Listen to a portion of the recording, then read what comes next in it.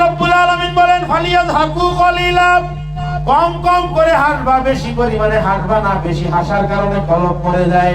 হযরত আবু হুরায়রা রাদিয়াল্লাহু তাআলা আনহু থেকে বর্ণিত হাদিস, বুখারী মুসলিমের যৌথ riwayat। হযরত আবু হুরায়রা রাদিয়াল্লাহু তাআলা বর্ণনা করতেছেন, কয় যে আবু হুরায়রা বলেন আল্লাহর নবী আমাদের কাছে একদিন আসলেন, এসে আল্লাহর নবী বলতেছেন মা ইয়ামালু মাইয়ালাম মাইয়ুআল্লিমু আন্নি মাইয়াখুযু আন্নি হাউলাইল কালিমাত, আমি তোমাদেরকে 5টা জিনিস শিক্ষা দিব, কয়েকটা কথা আমি তোমাদেরকে শিখাইতে চাই। ইয়ামালু বিহিন্না ইউআল্লিমু মান ইয়ামালু বিহিন্না, সে নিজে আমল করবে অথবা কাউকে শিখাই দিবে যে সে আমল করবে।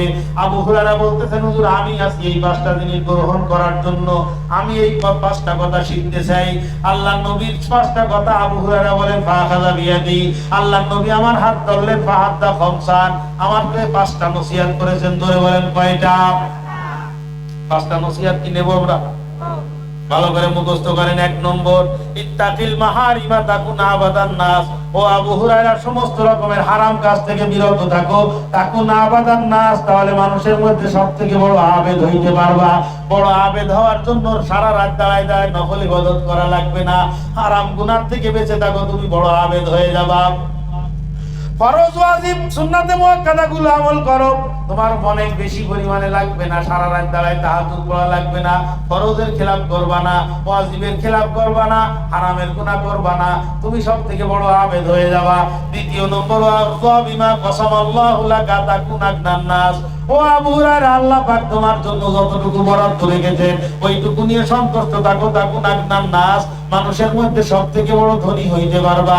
ওয়াসিলা জারিকা তাকুন মুমিনান, কয় যে প্রতিবেশীর সঙ্গে ভালো ব্যবহার করো তাহলে মুমিন হইতে পারবা।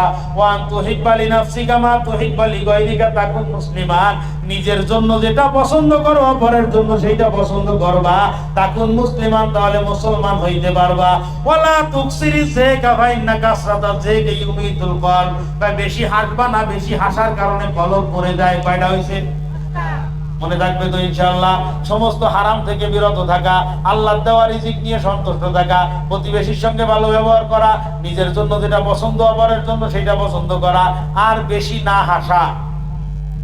ফালিয়াযহাকু কলিলা, আল্লাহ পাক রব্বুল আলামিন বলেন কম করে হাসবা, ওয়ালিয়াবকু কাসীরা, বেশি পরিমাণে ক্রন্দন করো, জাযাম বিমা কানু ইয়াকসিবুন, দুনিয়ার মধ্যে তো মুসলমান, দুনিয়ার মধ্যে তোমরা ক্রন্দন করতেছো আর কাফেররা হাসতেছে, কিয়ামতের ময়দানে তোমরা হাসবা আর কাফেররা ক্রন্দন করবে। জোরে বলেন সুবহানাল্লাহ। বিমা কান জাযাম বিমা কানু ইয়াকসিবুন, ওরা যে কষ্টটা পাবে কিসের কারণে? যেটা তারা দুনিয়ার মধ্যে কামাই করেছিল। এই ছিল 82 নম্বর আয়াত। এবার আসেন, ফাইর রাজাকাল্লাহু ইলা তাইফাতিন মিনহুম ফাস্তাযানু কালিল খুরুজি ফাকুল লান তাখরুজু মাইয়া আবাদান ওয়া লান তুকাতিলু মাইয়া আদুওয়ান ইন্নাকুম রাদিতুম বিল কুউদি আওয়ালা মাররাতিন ফাকউদু মাআল খালিফিন। সিটার তো সিটারই হয়, কথা কয় না, বাটফারই হয়। এরা তো যুদ্ধে গেল না, গরমের মধ্যে বের হবে না, তাই আবার আরেকজন মুসলমান তাদেরকেও বোঝানোর চেষ্টা করতেছে তোরা বের হইস না। এখন আল্লাহ পাক তার নবীকে আগের থেকে বলে দিচ্ছে যে আপনি যখন মদিনায় ফিরে আসবেন, এরা তো মনে করেছে এই গরমে যাচ্ছে, একে তো শত্রুর দাবড় আর এদিকে গরম, এরা ফিরতে পারবে না, এই চিন্তা ছিল মুনাফিকদের। আর ইরানোর মালিক তো আল্লাহ পাক। ফাইর রাজাকা, এত কঠিন ছিল এই যুদ্ধটা যে আল্লাহ পাক বলতেছেন যদি ফিরে আসো। চিন্তা করেন এই যুদ্ধটা বাদান, আজকে সিংড়া খালি বসে আমার মাথায় টুপি আপনার মাথায় টুপি, এই জায়গায় আমার মুখে দাড়ি আপনার মুখে দাড়ি, এই দাড়ি টুপি কিন্তু এত সহজেই পর্যন্ত আসে নাই, কথা কয় না। এই দাড়ি টুপি এত সহজে আসছে বাবা। এই যুদ্ধটা কি পরিমাণ কঠিন ছিল, স্বয়ং আল্লাহ পাক বলতেছেন ইন রাজাকা, যদি আল্লাহ পাক রাজাক আল্লাহ, যদি আল্লাহ আপনাকে ফিরায় নিয়ে আসেন ইলা তাইফাতিন মিনহুম, এই মুনাফিকদের এই 12 জনের এই গোষ্ঠীর কাছে, এই দলের কাছে যদি ফিরে নিয়ে আসে, ফাস্তাযানু কালিল খুরুজি, এবং এরা আপনাকে তখন বলবে আমরা তো গরমের কারণে এবার যেতে পারি না হুজুর, সামনে যখন কোনো যুদ্ধ হবে আমাদেরকে আগে বলবেন, আমরা কিন্তু সবার আগে যাব। এরা ওই কথা কিন্তু আপনাকে বলবে। আল্লাহ পাক আগের থেকে জানাই দিচ্ছেন তার হাবিবকে, আইনি ফাস্তানা জানুকা, তারা অনুমতি চাইবে আপনার কাছে লিল খুরুজি, বের হওয়ার জন্য। ফাকুল, তখন আপনি তাদেরকে বলবেন লান তাখরুজু মাইয়া আবাদা, কখনোই তোরা আমার সঙ্গে আর বের হবি না, তোরা যুদ্ধের উপযুক্ত নস, ওয়ালান তুকাতিলু মাইয়া আদুওয়ান, আমার সঙ্গে হয়ে কখনোই তোরা শত্রুদের মোকাবেলা করবি না। ইন্নাকুম রাযিতুম বিল কুউদি আউয়ালা মাররাতিন, প্রথম থেকেই তোরা পিছনে বসে থাকতে পছন্দ করেছিলা, ফাকুদু মাল খালিফিন, তাহলে পিছনে বসে থাকনেওয়ালাদের সাথেই তোরা থাক, তোরা কখনো আমাদের সঙ্গে আর যুদ্ধে আসবি না। এই আয়াতের অর্থটা কি বুঝেছেন বাবা? কথা কোন বুঝেছেন? তাই আপনি এখান থেকে ফিরে যাচ্ছেন, ফিরে গেলে তো ফিরে যখন আপনাকে মদিনায় এরা যখন দেখবে, দেখার পরে তো আশ্চর্য হয়ে যাবে, আল্লাহ কি মনে করলাম যেটা মদিনায় যুদ্ধ করতে গেছে ফেরবে না, ফিরে যখন আসছে তখন তাড়াতাড়ি ভালো লাগবে না। সিটারদের কাজ কিন্তু এরকমের। আওয়ামী লীগ ক্ষমতায় ছিল, ওই সময় মানুষের পিছনে বার দিচ্ছে, আবার এখন বিএনপি ক্ষমতায় আসছে, বিএনপির বড় নেতা হয়ে গেছে, আছে না? হ্যাঁ, এইগুলো কিন্তু ওই বাটপার, ওইগুলো কিন্তু ওই এই যা বললাম ফাস্তা জানুকা, এরা এসে তোমার কাছে অনুমতি চাবে লিল খুরুজি, বের হওয়ার জন্য। তখন আপনি তাদেরকে কি বলবেন? লান তাখরুজু, কখনো আমার সঙ্গে যাওয়া লাগবে না।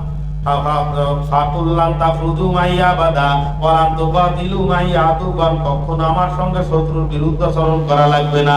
ইন্নাকুম রাযিতুম বিল কুউদি আউয়ালা মাররাতিন, তোরা তো প্রথম থেকেই শুরুতেই তোরা পিছনে থাকাকে পছন্দ করেছো, ফাকুদু মাল খালিফিন, তাহলে তোমরা পিছনেই বসে থাকো, তোমাদের সামনে আসার দরকার নাই।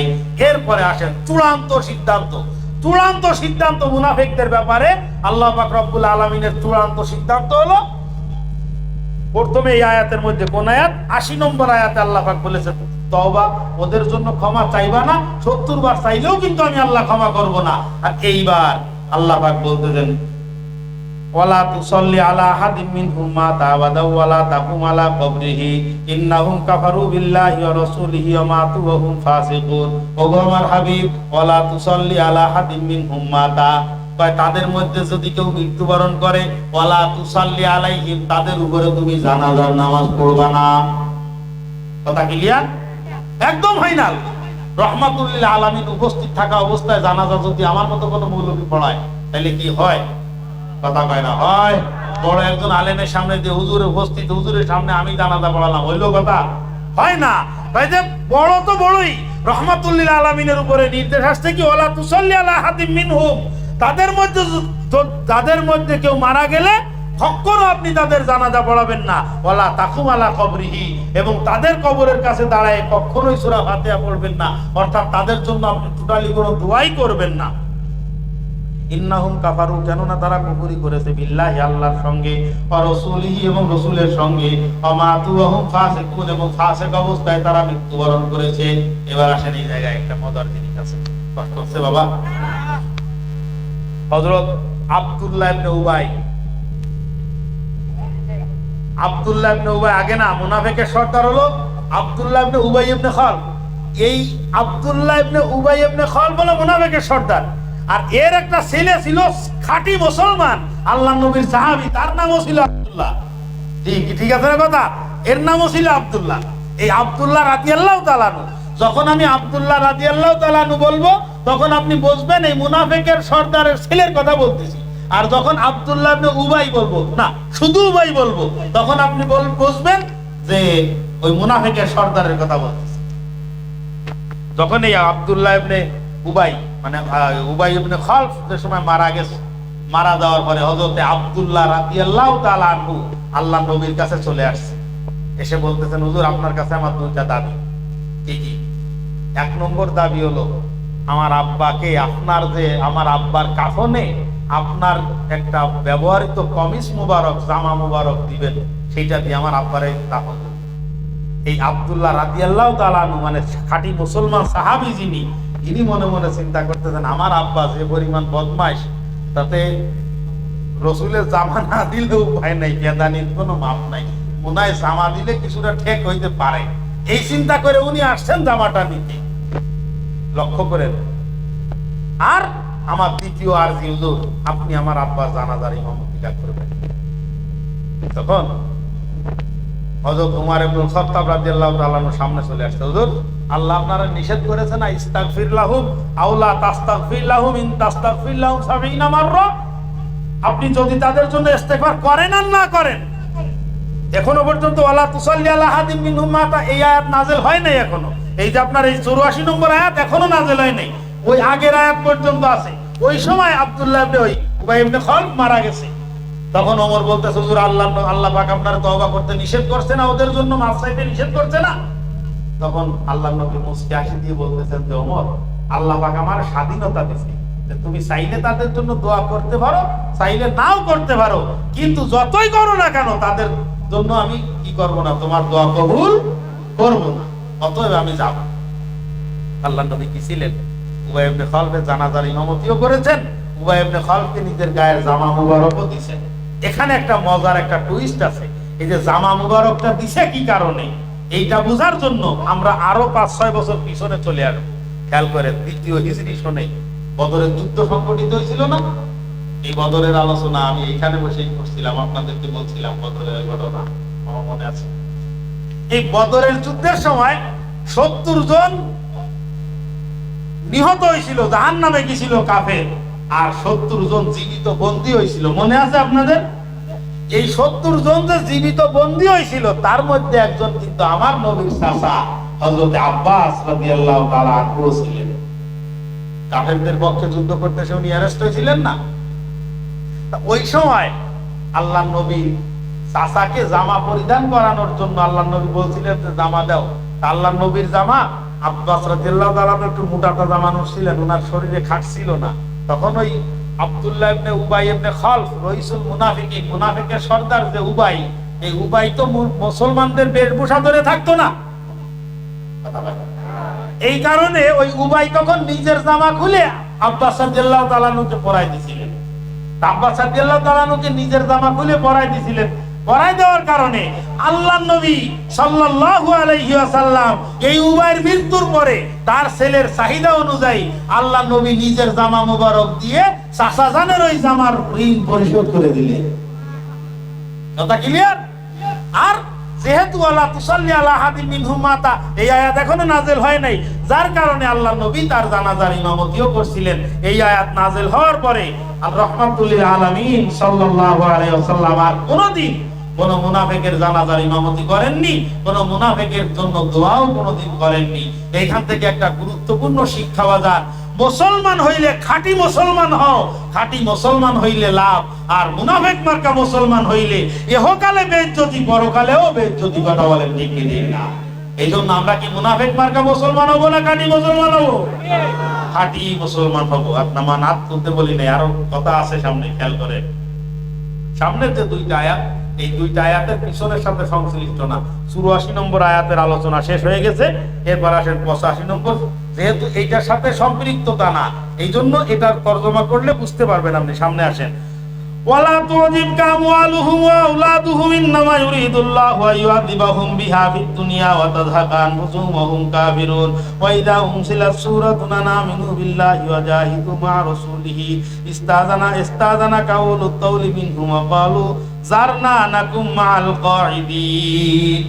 এই জায়গায় এই দুইটা কথা, ওয়ালা তুজিবকা, আল্লাহ নবীকে আল্লাহ পাক রব্বুল আলামিন বলতেছেন আপনি যেন খুশি হয়ে যাবেন না, আপনি যেন সন্তুষ্ট হয়ে যাবেন না, আপনাকে যেন সন্তুষ্ট না করে ফেলে আমওয়ালুহুম, তাদের সম্পদ, তাদের সম্পদ দেখে যেন আপনি খুশি হয়ে যাবেন না, ওয়া আওলাদুহুম, তাদের সন্তান দেখেও আপনি খুশি হয়ে যাবেন না। ইন্নামা ইউরিদুল্লাহু আইয়ুআযিবাহুম বিহা ফিদ দুনিয়া, আল্লাহ তাআলা ওই সম্পদ তাদেরকে দিবেন দুনিয়ার মধ্যে তাদেরকে শাস্তি দেওয়ার জন্য। ওই সম্পদ তাদেরকে দিবেন দুনিয়ার মধ্যে তাদেরকে শাস্তি দেওয়ার জন্য। সম্পদ দুনিয়ায় দিছে তাদেরকে শাস্তি দেওয়ার জন্য। এই দুনিয়ার মধ্যে যারা বড় লোক আছে, অরিজিনাল টাকাওয়ালা, বিশাল, এদের কাছে একটু জিজ্ঞাসা করে দেখে নেন যে তারা কি পরিমাণ শান্তিতে আছে। আছে? দেখেন, এক জায়গায় এক বছর অনেক আগে একবার মাহফিলে গেছিলাম, তা বিরাট বড় আয়োজন, এক লোকের বাড়ি খাওয়া দাওয়া। তাই খাওয়া দাওয়া থাকলে ওইখানে উনি খাওয়াচ্ছে আর বলতেছে, হুজুর আমার জন্য দোয়া করেন, আমার জন্য দোয়া করেন। তখন ওই পাশের ইমাম সাহেব বলতেছে, ইনার জন্য দোয়া চাচ্ছে, কিসের দোয়া জানেন? এই যে বাজারে যা দেখতেছেন এখান থেকে বিরাট সম্পদের একা মালিক, কিন্তু ডাক্তার বলেছে দিনে 2 বার, সকালে আর বিকালে সাগু রান্না করে খাইতে। কি চিনি মোটামুটি দেওয়া যাবে, মাত্রায় বেশি চিনি দিলে আবার ওই যে জায়গায় শরীরে চিনি বেশি হয়ে যায়, ওরা চিনি খাওয়া জানা যায় না। রক্তে সুগার হয়ে গেছে, ওরা চিনি খাওয়া যাবে না, মানে চিনি এত বেশি খাইছে জীবনে, ওইটা বন্ধ করে দিতে আল্লাহ। এখন যাই হোক, এটা এমনি বললাম। এখন ওই এরে বলে দিছে যে সামান্য চিনি দিয়ে 2 বেলা সাগু রান্না করে খাওয়া। জীবনে যদি কোনোদিন সাহস করে এক টুকরা গোশত মুখে দাও, তা দুনিয়ার কোনো ডাক্তার তোমাকে বাঁচাতে পারবে না। হাজার হাজার টাকা খরচ করে আমাদের জন্য খাবার আয়োজন করেন, আর আমি মনে মনে চিন্তা করছি যে আল্লাহ পাক, আমি তো গরিব মানুষ, এই বেচারা এত কষ্ট করে এই আয়োজনটা করলো, আর তার নসিবে নাই এক লোকমা খাবার, তার নসিবে তিনি উঠে উঠে দিচ্ছে, খান খান। 2 দিন ব্যাপী আয়োজন। অনেক আগে গেছিলাম, কি আমাদের এই ডুমুরিয়ার পাশের থানা কেশবপুর, দশক দিলাম। এইখান থেকে আমি এই কথাটাই বলতে চাই, বাজার রিক্সাওয়ালা সকাল বেলায় এক গামলার মধ্যে পান্তা ভাত, কাঁচা জাল আর একটা পেঁয়াজ নিয়ে গপা গপ 1 গামলা গাওয়ান দিয়ে দিচ্ছে, দিয়ে চলে যাচ্ছে রিক্সা চালাইতে। রাত্রে আবার খেয়ে আবার ওই রকম আরেক গামলা খেয়ে ওখানে ঘুমে চলে যাচ্ছে। বিছানায় যার 5 মিনিট পরে ঘর করে নাকটা। আর এই যে কোটিপতি যে কয়টা, সারাদিন তো পেরেশানি তো একটা আছে, ওটা আমি খেতে পারি না, আমার এই সমস্যা, এটা আমার এই সমস্যা, ওটাই আমার ওই সমস্যা। সারাদিন শুধু ওইগুলো হিসাব করবে, আর রাত্রে ঠুক করে যদি সব হয়ে থাকে ঘুম ভেঙে যাবে। কত সিকিউরিটির মধ্যে থেকেও কিন্তু ঘুম হয় না, কথা বলেন ঠিক না? 10 লক্ষ টাকা দিয়ে পালঙ্ক কিনা যায়, কিন্তু 10টা টাকার ঘুম সিপাখালী বাজারে কিনতে পাওয়া যায়। আল্লাহ পাকের দেওয়া নিয়ামত। আল্লাহ নবীকে আল্লাহ পাক বলতেছেন, ওয়ালা তুজিবকা আমওয়ালুহুম, তাদের সম্পদ দেখে আপনি খুশি হয়েন না, ওয়া আওলাদুহুম, তাদের সন্তান দেখে আপনি খুশি হয়েন না। এদেরকে দেওয়া হয়েছে কি কারণে? এই সম্পদ এবং এই সন্তান, এই 2টা জিনিসই তাদের জন্য মুসিবত। ইউআযিবুহুম বিহা ফিদ দুনিয়া, আল্লাহ তাআলা এই সন্তান আর সম্পদ দিয়ে তাদেরকে দুনিয়ায় শাস্তি দিবে। এবং তাদের জীবনটা শেষ হয়ে যাবে অহম কাফিরুন, কাফের অবস্থায়। ওয়াইদা উনজিলাত সূরাতুন, যখন কোন সূরা নাজিল হয়, আন আমিনু বিল্লাহি, যে আল্লাহ পাকের উপরে ঈমান আনো, ওয়া জাহিদু মা রাসূলিহি, এবং রাসূলের উপরে ঈমান, রাসূলের সঙ্গে জিহাদ করো। ইস্তাজানাকা, তখন তারা সাহায্য, তারা অনুমতি চায়, উলুত তাওলি মিনহুম, তাদের মধ্যে সক্ষম ব্যক্তিরা অনুমতি চায় তোমার কাছে। ওয়াকালু, এবং তারা বলে, যার না আমাদেরকে ছেড়ে দাও, নাকুম মাল কাঈদিন, আমরা পিছনে থাকা মানুষের সঙ্গে থাকবো। মহিলা এবং বাচ্চারা যেমন বাড়িতে থাকে, জিহাদে যায় না, আমরা ওইরকম ভাবে পিছনে তাদের সঙ্গে থাকবো, আমাদেরকে ছেড়ে দাও। এই সমস্ত লোকজনের চরিত্র হলো এরকমের। এত দূর পর্যন্ত প্রায় 2-2.5 ঘন্টার কাছাকাছি হয়ে গেছে। এই পর্যন্ত আলোচনা আসার পরে বাজান একটা জিনিস, মানে 2-3টা কথা মাত্র এর মধ্যে হয়েছে। একটা হলো ঈমানটা হইতে হবে পূর্ণাঙ্গ ঈমান। মুনাফিক মার্কা ঈমান আল্লাহর দরবারে গ্রহণযোগ্য হবে না। আমরা তওবা করি আল্লাহ পাকের দরবারে, আল্লাহ পাক আমাদেরকে মাফ করে দাও, মুনাফিকের খাতার থেকে আমাদের নাম কেটে দাও। মুনাফিকের খাতার থেকে নাম কাটার একটা উপায় বলবো? এখনো উপায়? রাত কয়টা বাজে? হ্যাঁ, মুনাফিকের খাতার থেকে নাম কাটার জন্য রাহমাতুল্লিল আলামিন বলেছেন, 40 দিন যদি একাধারে তাকবীরুল্লাহর সঙ্গে নামাজ আদায় করা যায়। কয়দিন? 40 দিন একাধারে তাকবীরে উলার সঙ্গে নামাজ আদায় করবেন, অর্থাৎ তাকবীরে তাহরিমা ইমাম সাহেব বলেছে, সূরা শুরু করার আগে আপনি ইমামের সঙ্গে শরীক হতে পেরেছেন।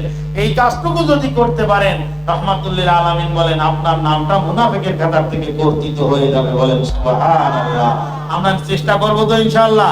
এই কথাটা বিশেষ করে আমি আমাকেও বলতেছি, চেষ্টা করব তো ইনশাআল্লাহ? আর মুনাফিকের যে চরিত্র, 4টা খারাপ গুণ আছে মুনাফিকের। কথা বলে, মিথ্যা কথা বলে, আর আমানতের খেয়ানত করে, ওয়াদা করলে ওয়াদা খেলাপ করে, আর গ্যাঞ্জাম করলে অশ্লীল ভাষা ব্যবহার করে। এই 4টা খারাপ গুণ আমাদের মধ্যে আসতে দিব না। আর এই যে 5টা গুণ আল্লাহ নবী আবু হুরায়রাকে শিখাই দিয়েছেন, সমস্ত হারাম থেকে বেঁচে থাকা, আল্লাহর দেওয়া রিজিক নিয়ে খুশি থাকা, প্রতিবেশীর সঙ্গে ভালো ব্যবহার করা, নিজের জন্য যেটা পছন্দ, অপরের জন্য সেইটা পছন্দ করা, আর কম হাসা। আল্লাহ পাক রব্বুল আলামিন এই সমস্ত বিষয়গুলো আমাদেরকে বুঝে আমল করার তৌফিক নসিব করুন। সবাই বলেন আমিন। ওয়া আখিরু দাওয়ানা আলহামদুলিল্লাহি রাব্বিল আলামিন।